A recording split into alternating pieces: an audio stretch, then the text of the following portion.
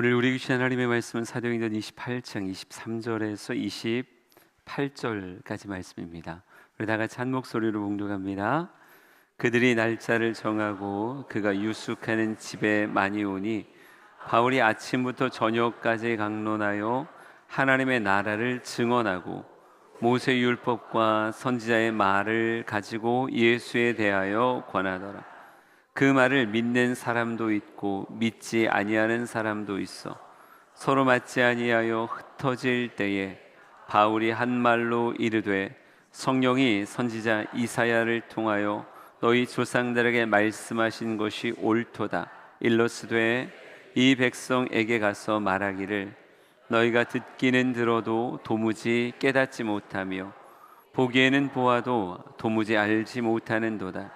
이 백성들의 마음이 우둔하여져서 그 귀로는 둔하게 듣고 그 눈은 감았으니 이는 눈으로 보고 귀로 듣고 마음으로 깨달아 돌아오면 내가 고쳐줄까 함이라 하였으니 그런즉 하나님의 이 구원이 이방인에게로 보내어진 줄 알라. 그들은 그것을 들으리라 하더라. 아멘. 오늘 드디어 사도행전 마지막 이야기를 여러분과 같이 나누려고 합니다. 53번째 시간으로 복음의 개성 장군이라는 제목으로 말씀을 전하려고 해요. 바울의 삶에는요, 하나님과 함께 했던 참 많은 흔적들이 그의 삶에 가득 배어져 있습니다. 여러분에게 지도 하나를 좀 보여드릴 건데요, 한번 눈 크게 뜨고 한번 봐보세요. 네, 지도 안에 수많은 글씨들도 있고 선들도 있고 이런 모습으로 지도가 안에 빼곡히 채워져 있어요. 이 제목이 한 장에 그린 사도행전이에요. 한 장에 담은 사도행전의 이야기. 근데 여러분이 나중에 이 지도를 확대해서 하나하나 살펴보면 바울의 삶의 복음을 만나고 난 다음에 그의 인생 안에 있었던 다양한 이야기들을 그 안에 적어 놓았습니다. 그리고 또 여러분이 보셔서 알지만 1차, 2차, 3차의 전도 여행 그리고 로마로 가는 모든 과정의 이야기들이 이 한 장에 담겨져 있어요. 여러분 생각해 보자고요. 우리 인생에 어떤 기록, 어떤 스토리가 담겨야 하나님 기뻐하실까? 요즘 스마트폰이 우리의 삶을 따라다니다 보니까 아마 여러분 핸드폰도 그럴 것 같은데 수많은 찍었던 사진들이 때로는 지도 하나에 압축되어져 있더라고요. 그래서 어떤 지역, 어떤 곳에서 몇 장의 사진을 찍었고, 뭐 그런지 그러니까 눌러보면 그때의 사진들이 쫙 펼쳐져 가면서 이때 이런 일이 있었어요. 이렇게 알려주는데 가만 보면 우리가 여기를 자주 갔구나, 이런 곳에 우리가 가끔 갔었구나, 뭐 이렇게 쭉 알려줘요. 여러분, 여러분의 흔적과 지금 한 장의 그림 안에 담겨져 있는 이 바울의 행적과 무엇이 같고 무엇이 다를까요? 때로는 우리의 삶의 기록이 다 나의 원함으로만의 걸음이었을까 봐 두렵더라고요. 내가 이곳을 방문했던 이유가, 이 사람을 만났던 이유가, 이들과 함께 다양한 일들을 했던 모든 것이 그냥 내 육신의 원함만 가지고 가득 채워간 것은 혹 아닐까? 바울은 자신의 뜻 가지고 살았던 때도 있었어요. 그런데 그가 진짜 복음을 만나고 난 이후로는요, 그의 삶에 가고 싶어 갔던 걸음이 아니라 가라 하신 걸음, 만나고 싶어 만났던 걸음이 아니라 만나라 하셔서 만났고 대화했던 삶의 이야기들이 그의 삶에 가득 적혀져 있었다라고 하는 거죠. 그러니까 하나님이 써내려가고 싶었던 이야기가 바울의 삶의 스토리에 가득 배워져 있다라고 하는 거예요. 우리도 분명히 하나님 앞에 서게 될 텐데 우리가 구원을 원하는 심판은 받지 않겠지만 너의 삶을 어떤 가치로 채워갔는가, 불로써 공력을 시험하시는 것 같은 그런 심판의 자리에 우리도 한번 설 텐데, 과연 금이나 은이나 보석으로 내 삶에 흔적들을 삼았는지, 아니면 짚이나 풀이나 뭐 나무로 내 삶의 흔적들을 가득 채워놔서 공력으로 심판하실 때 아무것도 남지 않는 부끄러운 구원받는 사람 혹 되어지진 않을지. 우리 주양의 성도들이 이 땅의 삶에 수많은 흔적들을 새길 때 말씀에 이끌리고 복음에 이끌려 우리의 삶에 흔적이 남는 귀한 인생 되기를 간절히 소망합니다. 너는 나를 위해 다녔구나. 너는 내가 불러 시키는 일을 위해서 너의 시간을, 너의 물질을, 너의 삶을 그렇게 쓸 줄 아는 사람이었구나. 우리가 주님 앞에 착하고 충성되다 칭찬받는 우리 모두가 되길 간절히 소망합니다. 그래요. 이렇게 지도 하나에 가득 담길 만큼 바울의 걸음들이 그렇게 많은 곳을 걸어 다녔어요. 그의 걸음의 제일 마지막 종착역이 어디였는가라고 묻는다면 오늘 이곳이라고 말하고 싶습니다. 사도행전 28장 11절에서 14절까지의 말씀을 우리 한번 읽어보도록 하죠. 준비 시작. 석 달 후에 우리가 그 섬에서 겨울을 난 알렉산드리아 배를 타고 떠나니 그 배의 머리 장식은 디오스그로라. 수라구사에 대고 사흘을 있다가 거기서 둘러가서 레기온에 이르러 하루를 지낸 후 남풍이 일어나므로 이튿날 보디올에 이르러 거기서 형제들을 만나 그들의 청함을 받아 이레를 함께 머무니라. 그래서 우리는 이와 같이 로마로 가니라. 아멘. 그래서 우리는 이와 같이 로마로 가니라 라고 쓰여져 있어요. 바울의 삶의 종착지가 어디였는가? 로마라고 하는 곳이었습니다. 멜리데 섬에서 석 달을 머물고 난 다음에요, 그들은 배를 타고 또 많은 여정을 거쳐서 결국은 보디올이라고 하는 로마 제국의 한 지역에 이르게 되고요, 그곳에서부터 육로로 한 200km를 걸어 올라가 오늘 로마라고 하는 세계 중심과도 같았던 그곳에 드디어 바울이 이르게 되어집니다. 오늘 성경 말씀 보다가요, 갑자기 궁금한 게 생기더라고요. 그들이 알렉산드리아 배를 타고 떠났는데 그 배의 머리 장식은 디아스구로라 이렇게 쓰여져 있어요. 항해를 하기 위해서 이제 로마로 가기 위한 배를 탔는데 그 배에 머리 장식이 있었는데 디아스구로라 이렇게 쓰여져 있더라고요. 그래서 한번 찾아봤죠. 디아스구로가 뭐지? 찾아봤더니 제우스의 아들들이라는 이름을 가진 쌍둥이 신을 상징하더라고요. 그 당시에 뱃사람들이 배 항해를 보호하고 인도하는 나름의 수호신같이 여겼던 게 디아스구로 이렇게 말하고 있습니다. 그래서 사진을 한번 준비해봤어요. 디아스구로가 여러분 뭘 것 같아요? 앞에 서 있는 빨갛고 녹색의 사람은 아니겠죠? 네, 감사합니다. 웃어주셔서. 양쪽에 있는 말을 몰고 있는 저 두 쌍둥이 신이 한쪽은 카스토르라고 불리고 하나는 폴룩스라고 불리더라고요. 쌍둥이 신으로서 이들이 특별히 항해자들에겐 보호신으로 숭배되어서 배 머리 장식으로 이 디아스구로라 이라는 이 장식을 달아놨다고 이야기하더라고요. 근데 말씀을 보면서 그런 생각을 했어요. 지금 이 배를 이끄는 분은 디아스구로라 아니면 하나님이실까? 너무 당연하게 하나님 아니세요? 바울을 로마로 이끌고 계신 분은 눈에 보이는 저 장식이 아니라 진짜는 디아스구로가 아니고 누구인 거예요? 하나님이신 거죠. 하나님이 바울의 걸음을 이끌어 그의 삶을 로마로 지금 밀어 올리고 계신 거고, 이것을 위해서 하나님은 유라굴로 광풍 가운데 바울을 보호하셨던 거고 바울의 삶을 그렇게 이끌어 갔던 거죠. 그런데 이 항해에 타고 있는 이 배의 또 다른 선원들과 또 다른 선장들은 이 배를 디아스구로가 이 배를 보호하고 인도한다라고 착각할 수 있겠구나. 인생의 항해를 이 배에 빗댔을 때 참 많은 사람들이 착각할 수 있겠다는 생각을 했어요.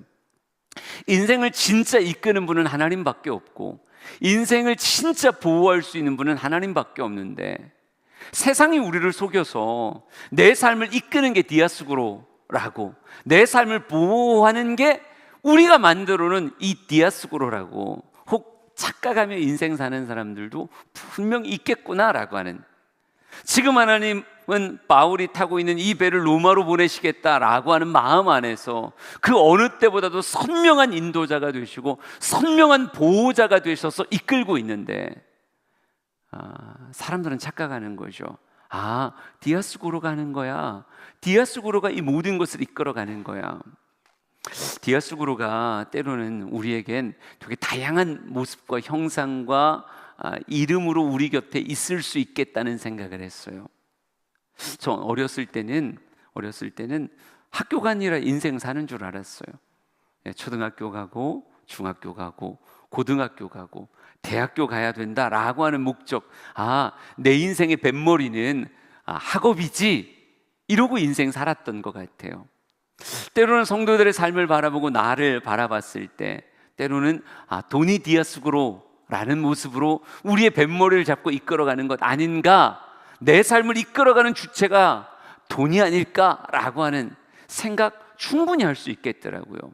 어떤 직장 갈까? 왜 이 일을 할까? 그 많은 선택지에 있어서 돈이 뱃머리의 역할을 하기도 하고, 때로는 이 집에 거하는 이유도, 이 사람을 만나는 이유도, 다양한 일들, 지금 나를 노후 대책으로 고민하게 만드는 것도 역시 돈이라고 하는 단어잖아요. 그러니까 사람들은 가끔 착각하겠다.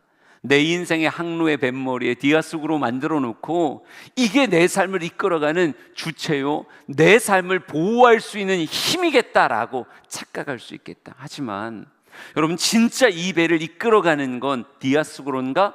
그렇지 않아요.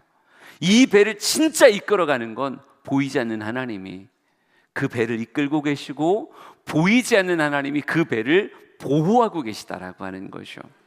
여러분, 바울의 삶뿐 아니라 우리 모두의 삶이 그래요.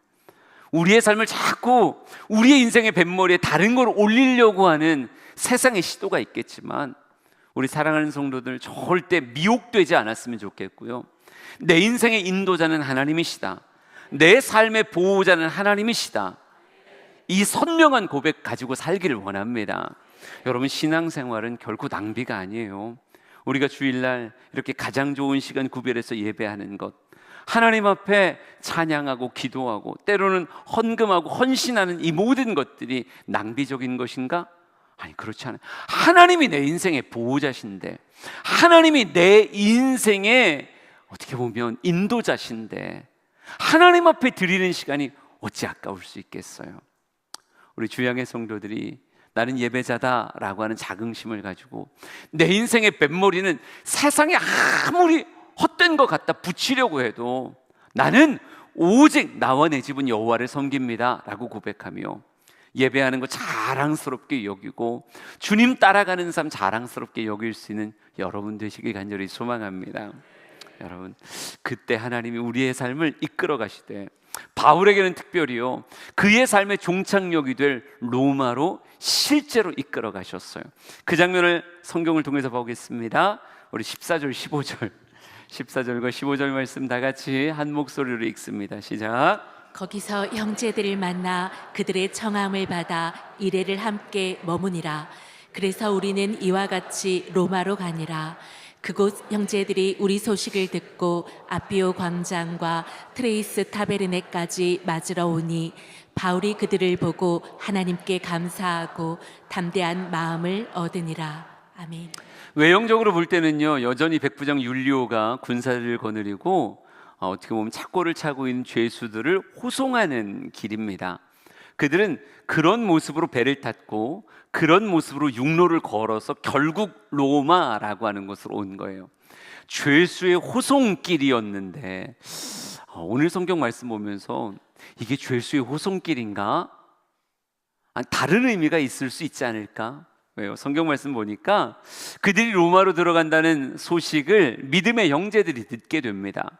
로마의 믿음의 형제들이 듣더니요, 너무 기뻐서 누가 오신다? 바울이 온다.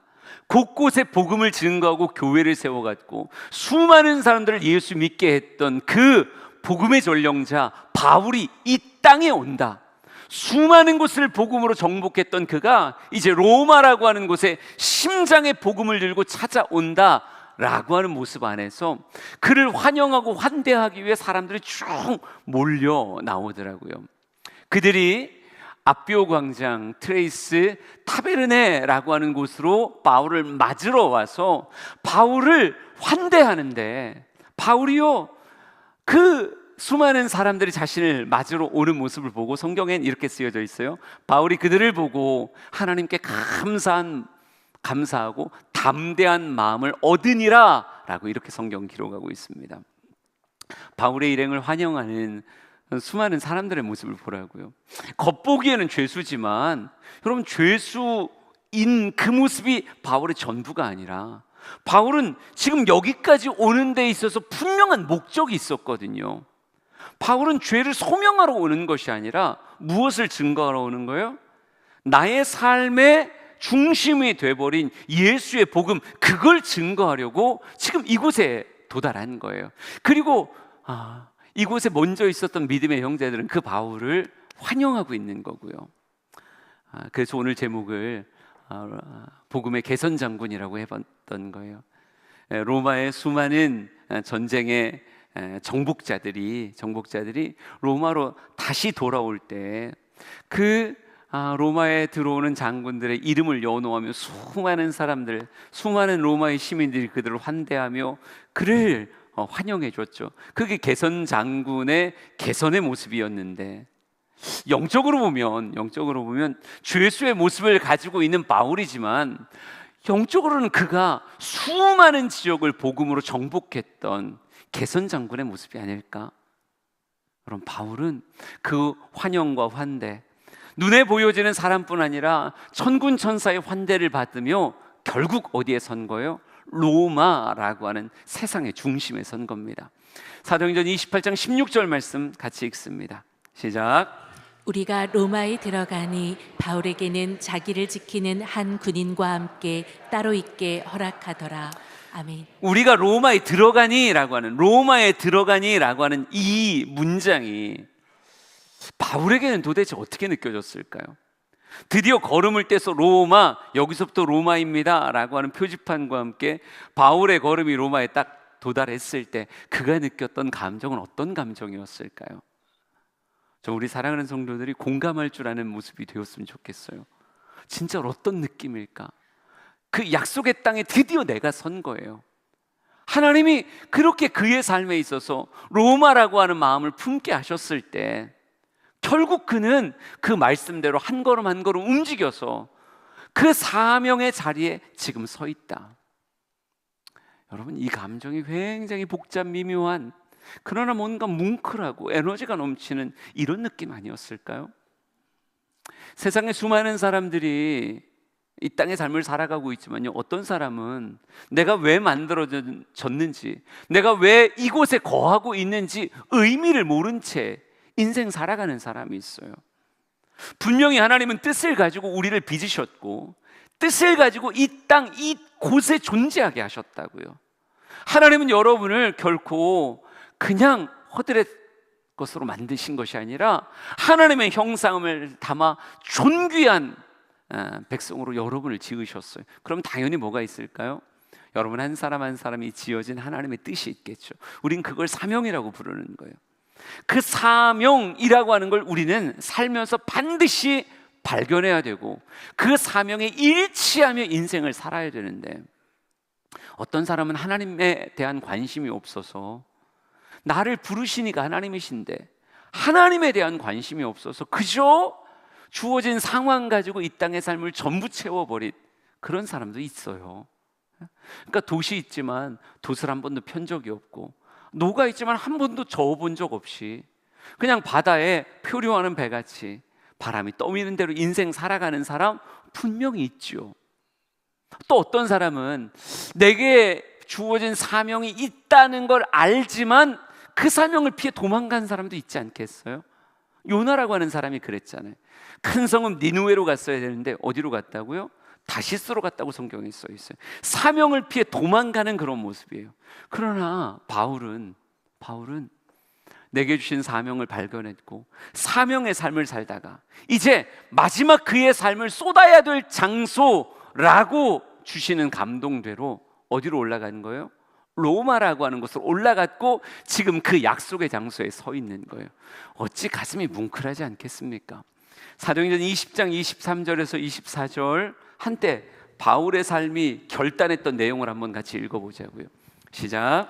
오직 성령이 각 성에서 내게 증언하여 결박과 환난이 나를 기다린다 하시나 내가 달려갈 길과 주 예수께 받은 사명 곧 하나님의 은혜의 복음을 증언하는 일을 마치려 하면은 나의 생명조차 조금도 귀한 것으로 여기지 아니하노라. 아멘. 여기까지의 과정이 때로는 결박이었고 때로는 환란이었지만 지지 않았다고요. 바울은 실패자로서 로마에 서 있는 게 아니라 지지 않은 승리자. 참 많은 걸림돌들이 있었지만 그것으로 인해서 결국 넘어져 아무것도 못 이룬 사람이 아니라 다 넘어서서 결국은 사명의 자리 로마라고 하는 곳에 입성한 사람이 바로 바울이었다. 우리 사랑하는 성도들도 그랬으면 좋겠어요. 하나님이 여러분을 이렇게 존귀하게 만드셨는데 뜻없이 만드셨겠냐고요. 뜻없이 이 모습으로 이 시대를 또 이 장소에서 살아가게 하셨겠냐고요. 분명히 하나님의 뜻이 있으니 하나님과의 친밀함 가운데서 나를 부르신 하나님의 뜻이 여러분에게 발견되길 원하고 그 뜻 안에 순종의 걸음을 걷다 결국 여러분을 세울 그 장소에서 여러분의 모습이 발견되기를 원합니다. 바울은 그곳 로마에 드디어 입성한 거예요. 당연히 이곳에서 무엇했을까요? 로마라고 하는 장소에 들어왔으니 수많은 유적지를 돌아다니면서 관광을 했을까요? 그럴 리가 없죠.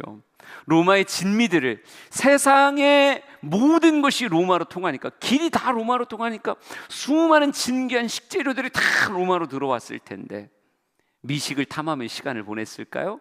아니에요.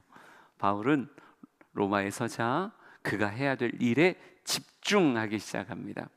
성경 사도행전 28장 17절 그리고 20절 두 절의 말씀을 같이 볼게요. 같이 봅니다. 시작. 사흘 후에 바울이 유대인 중 높은 사람들을 청하여 그들이 모인 후에 이르되 여러분 형제들아 내가 이스라엘 백성이나 우리 조상의 관습을 배척한 일이 없는데 예루살렘에서 로마인의 손에 죄수로 내준 바 되었으니 이러므로 너희를 보고 함께 이야기하려고 청하였으니 이스라엘의 소망으로 말미암아 내가 이 쇠사슬에 매인 바 되었노라.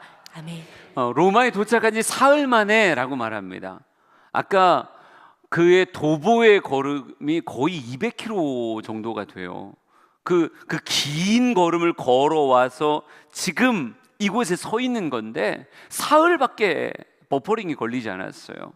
어떻게 보면 뭐 서류니 뭐니 뭐 이런 정리해야 될 문서들이나 뭐 이런 것들이 있었겠죠. 근데 사흘이라고 하는 짧은 시간이 지나자마자 바울은 내가 왜 이곳에 왔는지를 아는 사람으로서 곧바로 그의 사역을 시작합니다. 그래서 유대인 중에 높은 사람들을 다 청해요. 사람들을 불러 모은다고요. 묶여있는 신분이라 나갈 수는 없었지만 한 곳에 묶여서 로마 군병이 지키는 상황이었지만 만남에 대해서는 좀 자유로웠던 것 같아요. 그러니 내가 이곳에 왔습니다. 사람들을 보내주세요. 이미 복음의 형제들에게 이야기를 했겠죠. 그러니까 사람들을 계속 불러서 자신의 집에 들이며 그들에게 말을 하기 시작하는데 성경은 이렇게 써놨어요. 내가 너희를 보고 함께 이야기하려고 청하였노니 이스라엘의 소망으로 말미암아 내가 이 쇠사슬에 매인 바 되었다. 이스라엘의 소망, 그는 다른 이야기를 할 게 아니라요, 이스라엘의 소망이 된 하나의 사건, 하나의 메시지가 있으니 내가 이것 때문에 쇠사슬에 매인 바 되었지만 이스라엘의 소망이 무엇인지를 이야기해 주길 원한다 라고 하는 말로 그때부터 무엇하기 시작해요? 자신에게 담겨진 복음을 막 쏟아놓기 시작해요. 수많은 사람을 가리지 않고 복음이라고 하는 것을 외치기 시작합니다. 왜? 그는 이것 때문에 여기까지 온 거거든요. 그가 배를 탔던 이유도, 쇠사슬에 묶였던 이유도, 유라굴로 광풍에 지지 않고 이겨냈던 이유도 이것 때문이었거든요. 여러분, 로마서 1장을 통해서 바울 안에 있는 이 모습 한번 확인해 보자고요. 15절에서 17절입니다.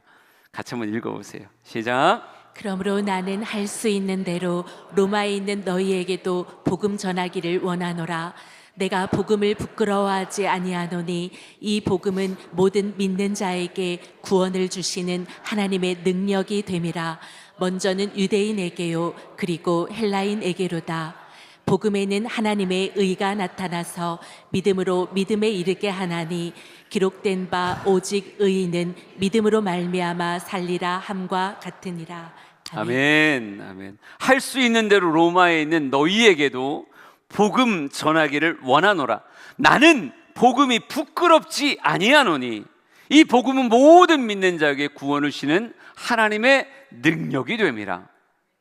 바울은요, 다른 거 하고 싶어서 로마 온 게 아니에요. 진짜 이 쇠사슬에서 풀려나기 원하여 로마까지 와서 황제에게 상소했는가? 아니에요. 바울에겐 이 쇠사슬이 아무 의미가 없어요. 이게 묶이든 풀어지든 그거에 대한 관심이 없어요.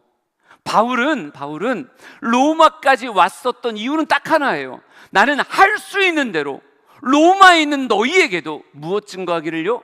복음 증거하기를 원한다. 이 복음에는 믿는 자를 구원하시는 하나님의 능력이 담겨 있다.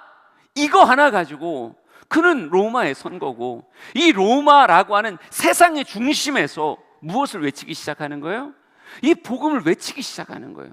여러분 얼마나 열정적으로 외쳤는지 28장 23절 한 절 한번 더 보세요. 뭐라고 쓰여져 있나? 같이 한번 읽어봅시다. 23절 시작. 그들이 날짜를 정하고 그가 유sak하는 집에 많이 오니 바울이 아침부터 저녁까지 강론하여 하나님의 나라를 증언하고 모세의 율법과 선지자의 말을 가지고 예수에 대하여 권하더라. 아멘. 여러분, 바울을 찾아왔던 사람들이요, 할 일 없었던 사람들이 아니에요. 아까도 여러분 읽었지만 유대인 중 높은 사람을 청하였다 이렇게 쓰여져 있어요. 나름 유대인의 유력자들을 바울의 집으로 모았다고요. 근데 그들을 모아놓고 바울이 무엇했느냐? 아침부터 저녁까지 강론했다라고 말하고 있어요. 아침부터 저녁까지 도대체 몇 시간일까요? 바울은 다른 주제에 대한 이야기를 하지 않았어요. 하나님의 나라를 증언했고 모세 율법과 선지자들의 말을 가지고 예수에 대하여 권하였다. 언제부터 언제까지요? 아침부터 저녁까지 그 긴 시간 동안 그는 다른 것에 대한 관심 하나 없이 자신의 가슴 가득 채워져 있는 복음, 나는 이것 때문에 이 자리에 서 있어 라고 하는 뜨거운 심장을 가지고요, 그 유력자들에게 쏟아놓고 또 쏟아놓으며 아침부터 저녁까지 말을 하고 있는 거예요. 여러분, 우리가 느껴야 된다고요. 바울은 진짜 복음의 심장이 아주 뜨겁구나. 여러분, 무엇을 가지고 이야기하면 여러분 하루 종일 이야기할 수 있겠어요? 여러분에게 누군가 마이크를 주고 이제부터 이야기하세요 그러면, 여러분이 만약 필리버스터를 한다고 치자고요, 그러면 무슨 주제를 가지고 그렇게 말할 수 있냐고요. 2시간, 3시간을 넘어서 하루 종일도 말할 수 있는 주제가 여러분에게 뭘까요? 여러분, 낯선 주제 가지고는요 20분도 말 못해요. 누가 낯선 주제 가지고 한 번도 생각해 보지 않은데, 우리 지휘자님이 성가대와 성가대 지휘에 대해서 이야기했어요. 많이 얘기하겠죠. 근데 우리 지휘자님에게 드럼에 대해서 얘기해 주세요, 뭐 이런 얘기를 한다거나, 아니면 정말 생뚱맞은 게 뭐가 있을까요? 족구에 대해서 이야기하시오. 그러면 마이크를 잡고 족구는 발로 차는 겁니다. 팀이 나눠져 있습니다. 뭐 상식 가지고 이야기할 수 있어도 난 20분 못 넘는다고 생각해요. 근데 바울은 아침부터 저녁까지 오직 무엇에 가지고 복음이라고 하는 예수를 증언하는 것에 대해서 하루 종일 이야기하고 있다고요. 그 말은 그만큼 그 사람은 복음의 깊이와 높이와 넓이를 가진 사람이다라고 하는 거예요. 여러분, 우리가 지난 한 주간을 보내며 놀라운 사실을 깨달았어요. 뭘 깨달았습니까? 박 목사의 설교가 길지 않다. 뭐 이걸 깨달았잖아요. 우리는 지금 반응하지 못하는 사람들은 금요 예배 안 온 사람들이에요. 금요 예배를 왔던 사람들은 다 깨달았어요. 아, 목사님 설교 절대 길지 않구나. 그분이 스승을 조금 더 닮았다면 잘못하면 큰일 날 뻔했구나. 여러분, 근데 우리 교수님이 무려 2시간 반을 설교를 하셨어요. 설교만 2시간 반. 저는 솔직히 앞에서 집중하면서 들었었기 때문에 좀 길다는 건 알았는데 시계를 쓱 봤거든요. 쓱 봤더니 30분을 넘어가더라고요. 난 1시간 반을 한 줄 알았어요. 진짜로 1시간 반을 한 줄 알았는데 집에 갔더니 11시가 넘었다는 사실에 이거 어떻게 된 거지? 왜 시간이 갑자기, 알고 보니까 그랬더라고요. 근데 여러분, 우리 교수님이 처음에, 이거 말해도 되나 잘 모르겠네요. 처음에 저한테 와서 목사님 몇 분 설교하면 돼요? 한 40분 하면 돼요? 그러시길래 교수님 걱정하지 마세요. 제가 평상시에 1시간 설교합니다. 교수님 편하게 하시면 돼요. 그럼 내가 한 50분에서 1시간 설교해도 되나? 그러길래 예, 교수님 그렇죠. 교수님 편하시게 하세요. 그러고 강단에 서셨어요. 여러분, 근데 나중에 교수님한테 물어보니까요, 여러분이 너무 잘 들었다는 거예요. 설교가 길었던 건 여러분 때문이에요. 여러분이 너무 잘 들어주니까 시간을 인식하지 못하신 거예요. 시간이 이만큼 갔다는 걸 본인은 인식하지 못하는 거예요. 근데 설교를 하고 또 하고 또 하다 보니까 2시간 반이 된 거죠. 놀랍지 않습니까? 근데 여러분, 이거에도 놀라셔야 돼요. 그분 안에는 그 시간을 하고도 더 하고 싶었던 얘기가 가득 담겨 있었다니까요. 여러분에게는 교수님의 그 짧은 시간을 보았지만, 저는요, 학교를 들어가고 난 이후로 한 학기도 교수님의 수업을 듣지 않은 적이 없어요. 일반 대학교를 다닐 때도 그랬고, 대학원을 다닐 때도 그랬고, 박사과정을 할 때도 그랬고, 늘 그분의 수업은 매 학기 매번 들었다고요. 그분의 이야기들 안에 담겨져 있는, 여러분은 지금 간증을 어떻게 보면 점프하면서 들었지만, 난 그 안에 배워져 있던 이야기들을 다, 그분의 우울증을 다 봤고, 그분의 복음의 열정을 난 다 봤었어요.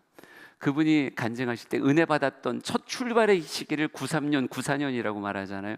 제가 94학번이잖아요. 저희 수업 들어왔을 때 딱 수업 들어오시면 성경책 딱 읽으시고 그냥 듣든지 아니 듣든지 눈 딱 감고 5분 설교를 하세요. 설교하시고 나서 기도하시고 책 덮고 수업 시작하셨어요.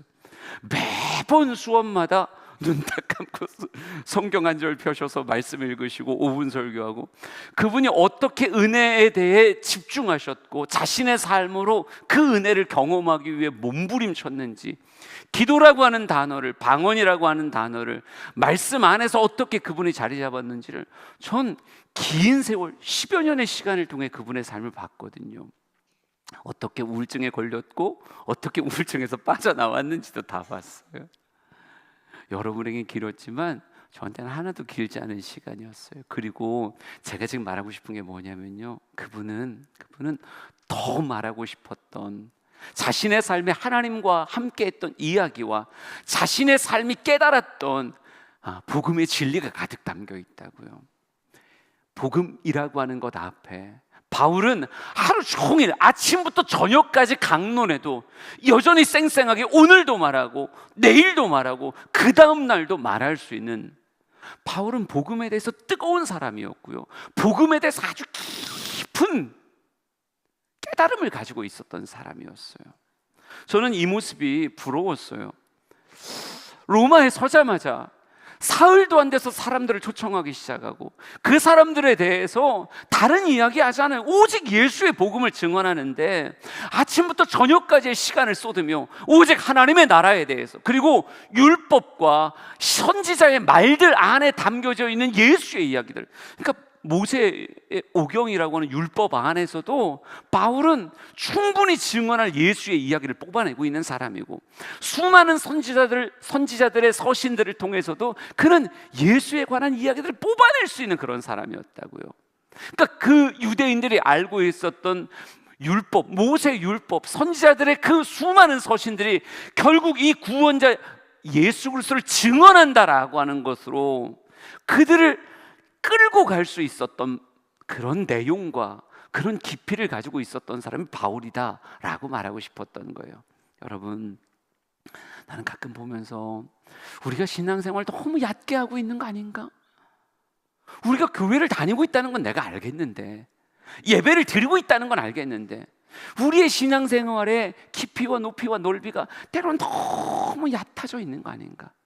그냥 교회와 앉아 있다는 것 가지고 내가 신앙생활하고 있다라고 말하는 정도의 그런 복음을 맛본 자로서 그저 신앙생활하고 있는 거 아닌가? 복음은 더 깊은데, 더 복잡 미묘한 인생을 매료시키고 이렇게 한 사람의 삶 전체를 살라버릴 만큼의 엄청나게 강력한 게 복음인데, 이 복음을 나는 진짜 제대로 만나고 있는 건가, 아니면 너무 얇은 건가? 여러분, 기독교는 우리를 매료시킬 만큼의 깊이를 가지고 있는 종교라니까요. 제가 가끔 이야기를 해요. 우리가 그냥 서점 갔다고 치자고요. 그냥 기독교 백화점 말고라도 일반 서점을 가서 뭐 교보문고를 가든 영풍문고를 가든 여러분 일반 서점에 갔다고 치자고요. 그냥 세상의 책들 말고 뭐 종교 코너를 간다고 생각해 보면 종교 코너 갔을 때 불교 책장에 한 줄 정도밖에 없어요. 책장 하나를 채울 만큼의 책들이 불교에서는 여러분 쓰여지지도 않고 팔리지도 않아요. 그러면 유교에 관련된 책이 있는 거 보셨어요? 몇 권은 있겠죠, 설마. 이슬람에 대해서 연구하고 특별히 기독교의 학자들이 연구한 내용들은 방대할지 모르겠지만요, 이슬람 그 자체에는 어떻게 보면 아주 단순되어진 그들의 종교적 명령만 있지 나머지 것들이 없어요. 여러분, 무교가 무슨 책이 있겠어요? 그냥 자신의 소원을 이루기 위한 뭐 지문 달아질 만큼의 간절함만 있지 그들 안에 어떤 교리가 있냐고요. 근데 기독교는 그렇지 않다니까요. 여러분, 기독교는요 불교에 비해 압도적일 만큼의 방대한 저술의 책들을 이야기한다고요. 계시의 하나님의 말씀으로부터 시작해서 이 말씀이 묵상되어지고 삶에서 체험되어지고 그리고 그 안에서 깨달아진 수많은 이야기들이요 벽면을 가득 채울 만큼 책의 종교가 기독교예요. 심지어 기독교 서점을 가보시라고요. 얼마나 방대하게 많은 책들이. 여러분, 불교의 상점과 기독교 백화점의 차이가 들어가 보면 선명해요. 여기는 순성화와 뭐 탱화라고 표현해야 되나요? 뭐 그런 그림들과 어떤 뭐 기구들과 이런 것들을 팔고 매매하는 곳이 그들의 상점이에요. 그러나 기독교 백화점은 압도적으로 책이에요. 그 두껍고 방대한 분량의 수많은 사람들이 깨달았던 이야기들, 묵상했던 이야기들. 근데 여러분, 인생 전체를 매료시킬 만큼 바울이 하루 종일 외쳐도 오늘 외쳐도 내일 외쳐도 계속될 만큼의 이 깊이 있는 종교를 믿고 있는 우리의 신앙이 너무 얕은 거 아닌가. 가끔 여러분에게 이야기하지만 목회하다 보니까요, 아무개가 교회를 안 나오는데 왜요? 누구랑 싸웠대요. 누구랑 싸워서 교회 안 나오기로 했대요. 여러분, 이게 얼마나 우스운 이야기냐고요. 사람끼리 모여 있으면 다툴 일이 당연히 있죠. 사랑하겠다고 작정해도 싸울 수밖에 없는 게 인간과의 만남이에요. 모든 부부들이 부부싸움을 합니다. 그렇게 뼈 중에 뼈, 살 중에 살이라고 고백하고 살갑게 사랑의 고백을 시작하고 난 뒤에도 같이 모여 있으면 싸울 수밖에 없는 게 인간의 모습이라고요. 당연히 교회 안에 다양한 갈등과 어려움들이 있기도 하죠. 그런데 그것 때문에 교회를 안 다녀요? 그것 때문에 예수를 안 믿을 수 있어요? 누가 새치기 해서 그게 기분 나빠서 나 예수를 안 믿을 수 있다고요? 여러분, 그건 진짜 얕은 거예요. 어떻게 보면 산들바람인데 산들바람이 불었는데 뿌리가 뽑혔다는 이야기예요. 그럼 도대체 그 뿌리는 얼만큼 내려가 있었던 걸까요? 저는 우리 주양의 성도들이 신앙의 깊이와 높이와 넓이가 정말 어마무시했으면 좋겠어요. 신앙생활 30년 했으면 30년짜리의 아주 깊은 뿌리가 신앙 안에 배어져 있어야죠. 이 바울이라고 하는 사람을 보세요. 그의 입엔 하나님의 나라만 담겨져 있어요. 모세 율법을 짜고 선지자들의 모든 서신들을 짜서 내가 만난 예수 그리스도 그 복음이 이 땅의 모든 것을 바꿀 수 있는 구원을 주시는 하나님의 능력이 된다라고 하는 것을 가슴 터지게 외치고 있잖아요. 우리 사랑하는 성도들이 진짜 신앙의 깊이와 높이와 넓이가 점점 해가 가면 갈수록 더 깊어지는 여러분 되셨으면 좋겠습니다. 제발 얕게 믿지 말고, 제발 책 한 권 읽지 않는 그런 신앙생활 하지 말고, 나의 복음의 깊이를 채우기 위해서 더 열심히 말씀을 묵상하고 또 누군가의 묵상과 누군가의 정리를 가지고도 여러분의 뿌리를 더 뻗어나갈 수 있는 그런 신앙생활 하기를 간절히 소망해요. 그러니까 내용이 있어야 길게 할 수 있다니까요. 우리 교수님이 내용이 있으니까 길게 하는 거예요. 저도 내용이 있어서 길게 하는 거예요. 바울도 내용이 있어서 하루 종일 하는 거예요. 하루 종일.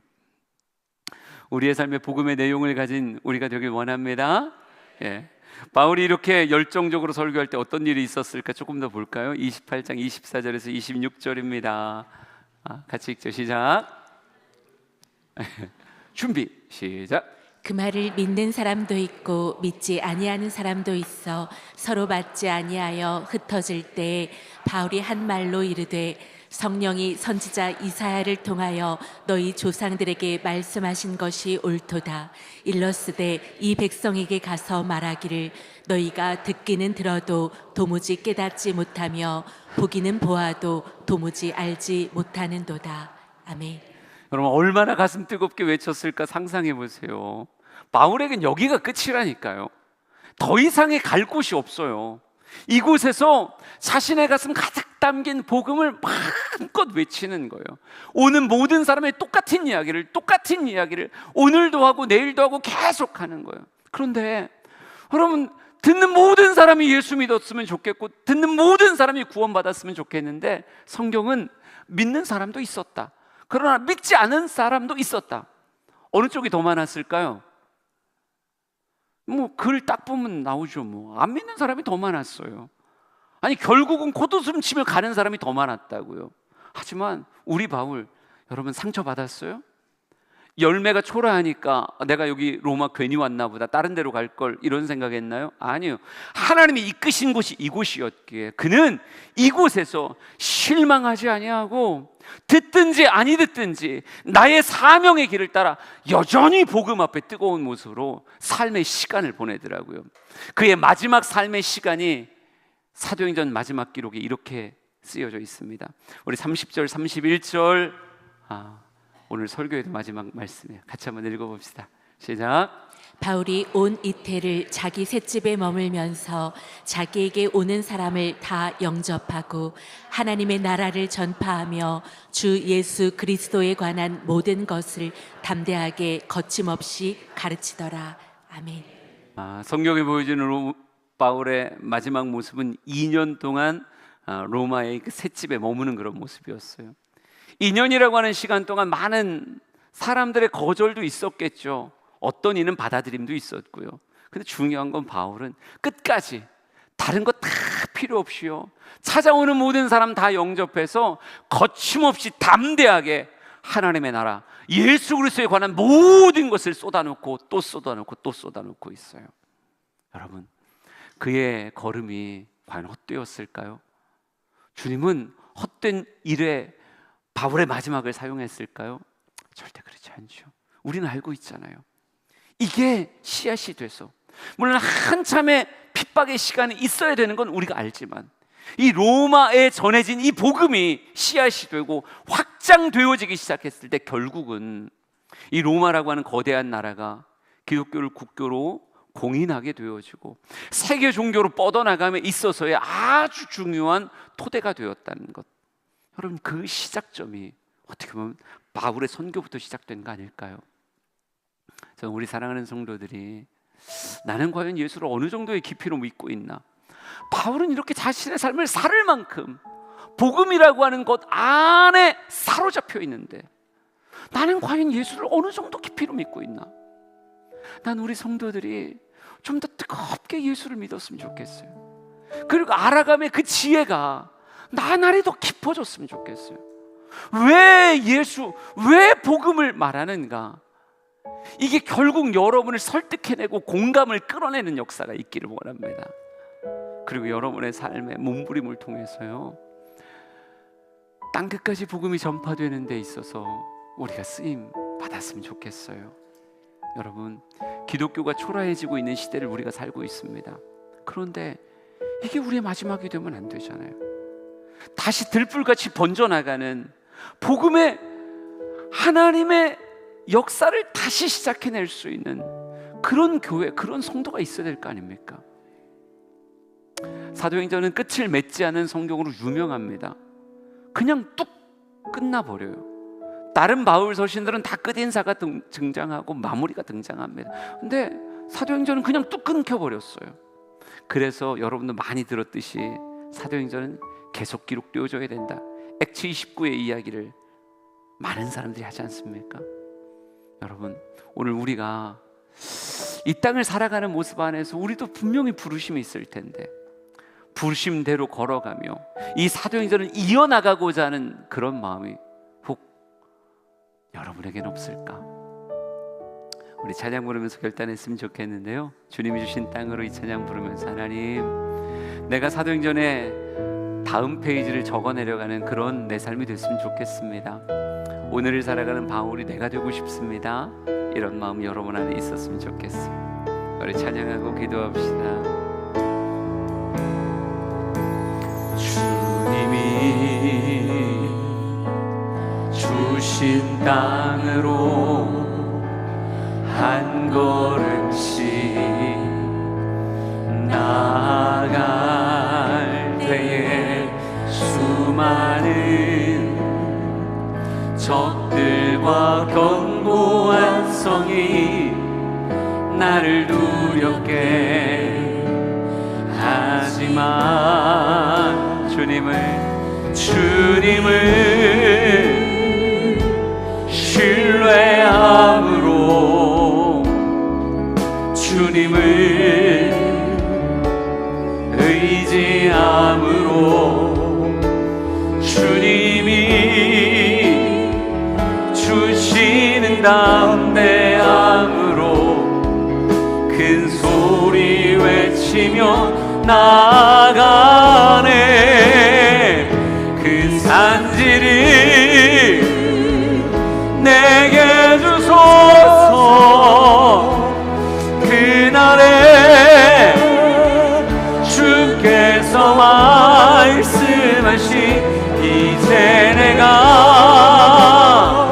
주님의 이름으로 그 땅을 취하리니 이 산지를 내게 주소서. 그날에 주께서 말씀하신 이제 내가 주님의 이름으로 그 땅을 취하리니. 우리 한 번 더 고백합시다. 이 산지를 내게 주소서. 그날에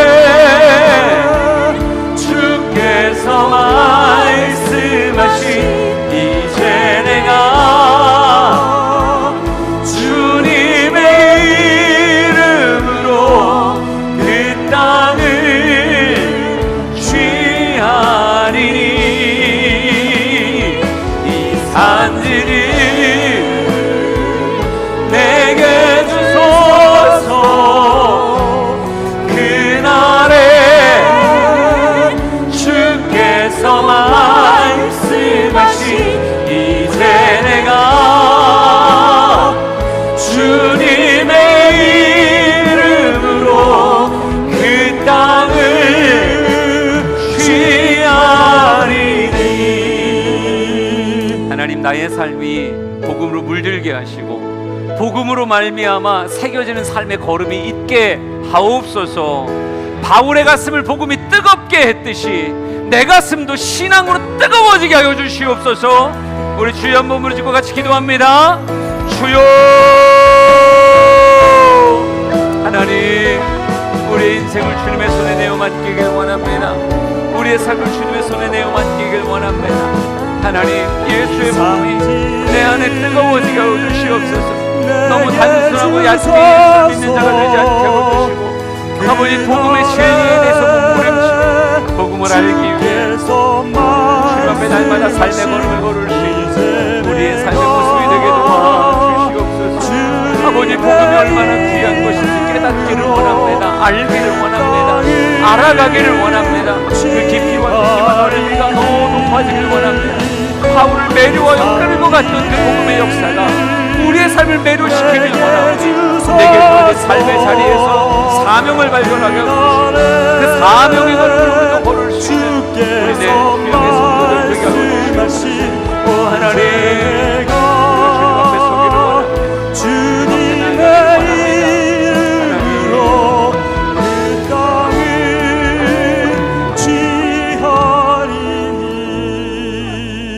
하나님, 바울의 삶을 사로잡고 있는 복음을 봅니다. 그 복음이 얼마나 큰지 바울이 그 안에 사로잡혀 있음을 우리가 눈으로 똑똑히 보고 있습니다. 하나님, 같은 복음이 내게 떨어졌는데 나에게 과연 싹이 나서 자라고 있는지, 100배, 60배, 30배의 열매가 맺어지고 있는지, 하나님, 좀 더 깊은 복음의 정수 안에 들어갈 수 있는 모든 성도 되기를 원합니다. 복음에 대한 거룩한 궁금증을 주시고, 말씀을 묵상할 수 있는 힘을 주시고, 하나님, 정말 먼저 된 자를 통해서 배우고 양육받는 것에 대한 욕심을 허락하셔서 시간이 지나면 지날수록 낯설었던 복음이 친밀해지고 복음의 깊이를 알아 들어갈 수 있는 우리 성도의 삶이 되게 하여 주시옵소서. 사도행전이 계속되어져야 될진데 우리 교회가 쓰임받기를 원하고 우리 성도들이 쓰임받기를 원합니다. 말씀이 흥왕하여 세력을 얻으니라, 아름다운 표현이 우리 교회 위에 세워지게 하옵소서. 이제는 예수 그리스도의 은혜와 하나님 아버지 크신 사랑하심과 성령님의 감화 감동하심이 주 앞에 서 있는 모든 예배자들 머리 위에 영원토록 함께 하시길 간절히 축원하옵나이다. 아멘.